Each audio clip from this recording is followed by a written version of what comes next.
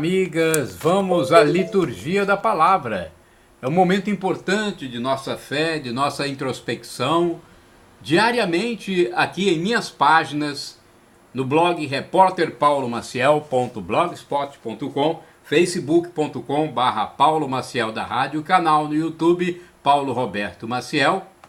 Você encontra diariamente a liturgia diária, a liturgia da palavra da Igreja Católica Apostólica Romana, que é veiculada no mundo inteiro.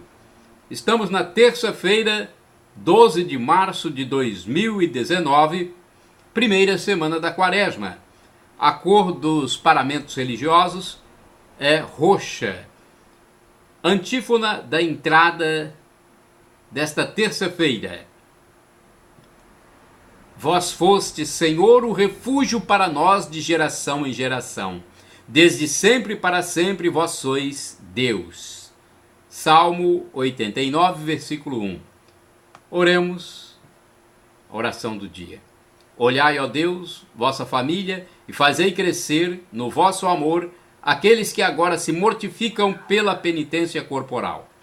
Por nosso Senhor Jesus Cristo, vosso Filho, que convosco vive e reina na unidade do Espírito Santo. Amém.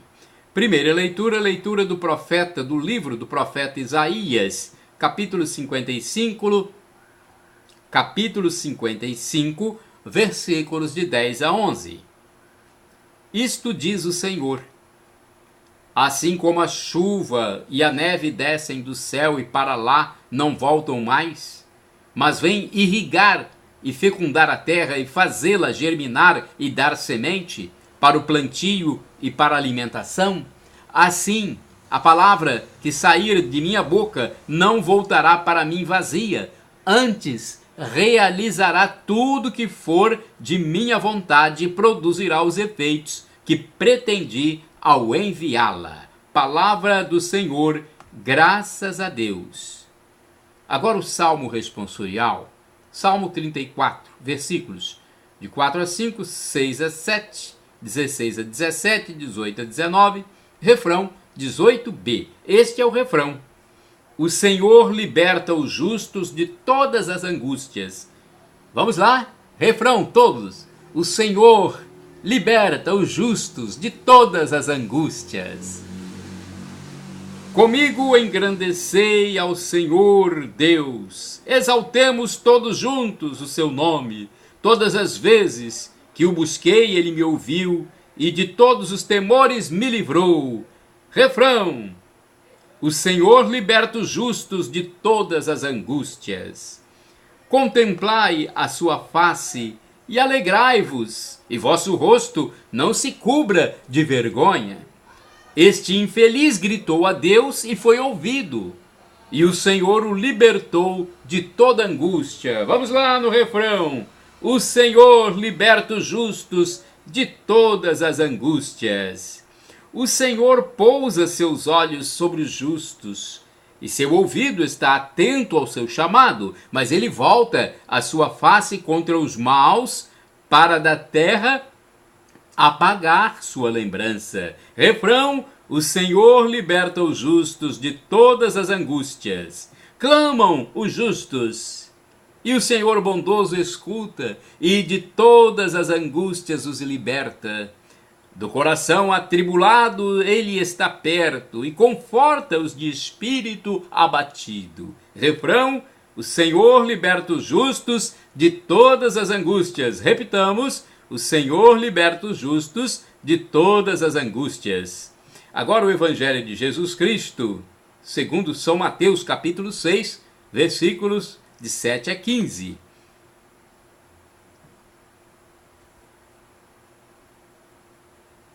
Vamos lá então. Glória a Cristo, palavra eterna do Pai que é amor. Glória a Cristo, palavra eterna do Pai que é amor. O homem não vive somente de pão, mas de toda palavra da boca de Deus. Mateus 4:4. Glória a Cristo, palavra eterna do Pai que é amor. O Senhor esteja convosco. Ele está no meio de nós. Proclamação do Evangelho de Jesus Cristo, segundo São Mateus. Pelo sinal da Santa Cruz, livra-nos Deus nosso Senhor dos nossos inimigos. Glória a vós, Senhor. Naquele tempo, disse Jesus a seus discípulos: quando orardes, não useis muitas palavras, como fazem os pagãos. Eles pensam que serão ouvidos por força das muitas palavras. Não sejais como eles, pois vosso Pai sabe do que precisais, muito antes que vós o peçais. Vós deveis rezar assim: Pai nosso, que estais nos céus, santificado seja o teu nome. Venha o teu reino, seja feita a tua vontade, assim na terra como nos céus. O pão nosso de cada dia dá-nos hoje. Perdoa as nossas ofensas, assim como nós perdoamos a quem nos tem ofendido. E não nos deixes cair em tentação, mas livra-nos do mal. De fato, se vós perdoardes aos homens as faltas que eles cometeram, vosso Pai, que está nos céus, também vos perdoará.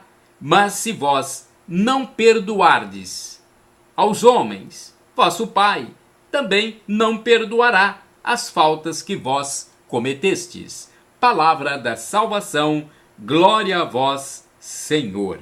Temos aqui uma reflexão cujo texto é de Antônio Carlos Santini, da Comunidade Católica Nova Aliança. É a liturgia comentada. O cristão não reza assim: Pai meu. Não é assim, não é? Ao ser batizado, ele foi mergulhado no seio da família trinitária. Por esse mesmo pórtico, ele entrou na igreja e passou a fazer parte de uma família. Por isso, desde então, ele reza assim: Pai nosso, e não Pai meu. Pai nosso. É uma família trinitária.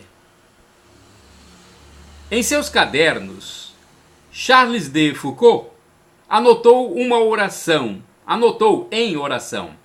já que sois meu Pai, ó meu Deus, quanto eu devo sempre esperar em vós. Mas também, já que sois tão bom para mim, quanto eu devo ser bom para os outros.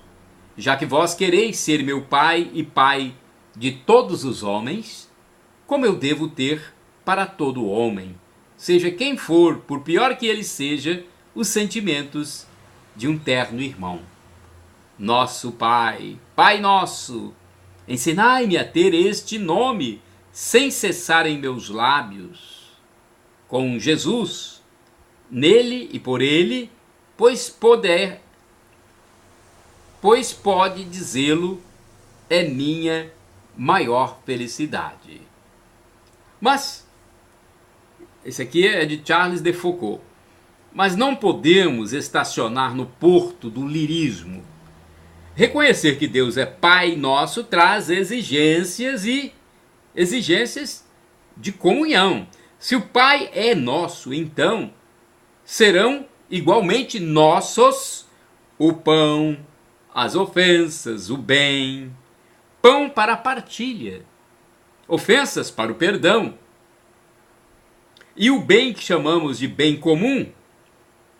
E nós, os cristãos, devemos lutar para tornar real essa comunhão que foi iniciada por nosso batismo.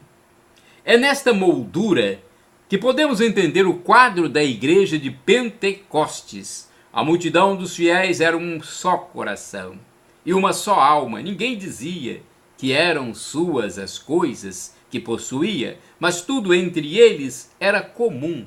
Atos 4, versículos de 32 a 33. Na prática, se não temos um Pai comum, não somos irmãos. A experiência da fraternidade deriva diretamente da experiência da filiação. Enquanto não reconheço meu Pai, não reconhecerei meus irmãos. A história de José do Egito, vocês conhecem? A história de José do Egito é proverbial nesse sentido. Quando o Pai nos adotou a todos, quando o Filho morreu por todos, quando o Espírito de Pentecostes faz falar todas as nações que há debaixo do céu, é porque se faz possível uma nova relação entre todos os homens, acima e além de qualquer barreira racial, política ou ideológica. Não há nada mais comprometedor que rezar o Pai Nosso. Para entrar em seu sacrário interior, esta oração exige que deixemos lá fora o sentimento de superioridade, os rancores, os projetos de vingança. Exige que abracemos. Tem coisa melhor do que abraçar ao irmão? E exige que abramos os braços e o coração. Do contrário, poderemos ouvir a pergunta feita a Caim: onde está o teu irmão? Orai sem cessar. Oh, como é bom e agradável, irmãos, unidos, viverem juntos. Salmo 133, versículo 1. Bem, após a liturgia do dia e o comentário, a reflexão, temos aqui o santo do dia, São Gregório de Nissa. É santo deste dia 12 de março. O nome de Gregório de Nissa aparece sempre associado ao seu irmão Basílio e ao de outro Gregório, o de Nazianzo. Os três conhecidos como padres capadócios. Gregório de Nissa pertencia a uma família tradicionalmente cristã. O pai era um retórico estimado e a mãe era uma mulher de muita fé e piedade. O avô de Gregório teve a honra de sofrer o martírio e sua irmã mais velha, Macrina, foi mais tarde canonizada. A família de Gregório de Nissa buscou zelar pela formação de seus filhos, tanto que enviou o seu primogênito, São Basílio Magno, para estudar em Constantinopla e Atenas, berços culturais da época. Com o retorno de Basílio, este recebeu a missão de formar o seu irmão mais novo nas artes da cultura clássica. Gregório não foi apenas um bom discípulo, chegou a ultrapassar o seu irmão, apesar de nunca ter tido a oportunidade de estudar em um dos grandes centros culturais do período em que viveu. Gregório de Nissa queria dedicar-se ao magistério, mas no ano de 372 o imperador Valente decidiu enfraquecer o poder eclesiástico da região através da divisão da Capadócia em duas partes.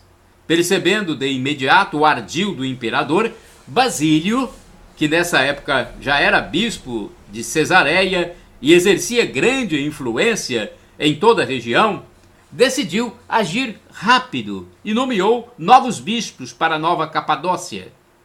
E entre eles estava Gregório. Era providência de Deus alterando os rumos da vida de nosso santo. Mesmo contrariado em seus planos, Gregório assumiu com todo o amor a missão que Deus lhe confiou. O povo de Nissa, cidade da região central da Capadócia, reconhecia nele o bom pastor à imagem de Jesus Cristo. Entretanto, alguns hereges tramavam contra sua vida e em 376 conseguiram que ele fosse expulso e exilado de Nissa através de falsas acusações de inexatidão na contabilidade de sua diocese. Depois de 2 anos, com a morte do imperador Valente, Gregório retornou a Nissa, onde foi recebido triunfalmente pelo povo. Ficou conhecido em sua época por sua fé inabalável, uma profunda cultura teológica e vastíssima ciência, e isso capacitava-o primorosamente para empreender, mesmo após a morte do irmão, uma verdadeira cruzada contra os hereges, especialmente os arianos. Como bispo, soube encontrar uma linguagem simples e direta para apresentar ao seu rebanho ensinamentos concretos, ao mesmo tempo em que escrevia com profundidade teológica poucas vezes vista.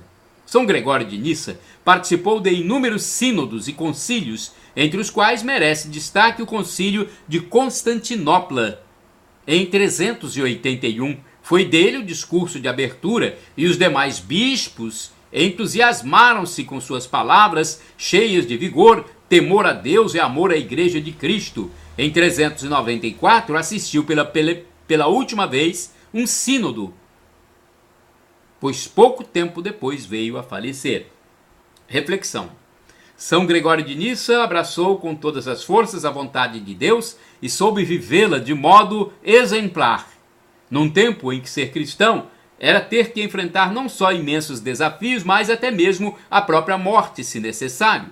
Destacou-se não só pela prática heróica das virtudes e pelo santo exemplo de vida, mas também porque recebeu de Deus uma missão toda particular e de extrema importância para as gerações cristãs futuras. A missão de meditar, rezar e escrever acerca dos ministérios salvíficos para a edificação de toda a igreja de ontem e de hoje. Pensemos hoje nos homens e mulheres que se dedicam ao estudo da teologia e peçamos a Deus que lhes cumule com muita sabedoria. Esse texto é uma colaboração do padre Evaldo César de Souza, missionário redentorista, para o site a12.com da Rede Aparecida de Comunicação.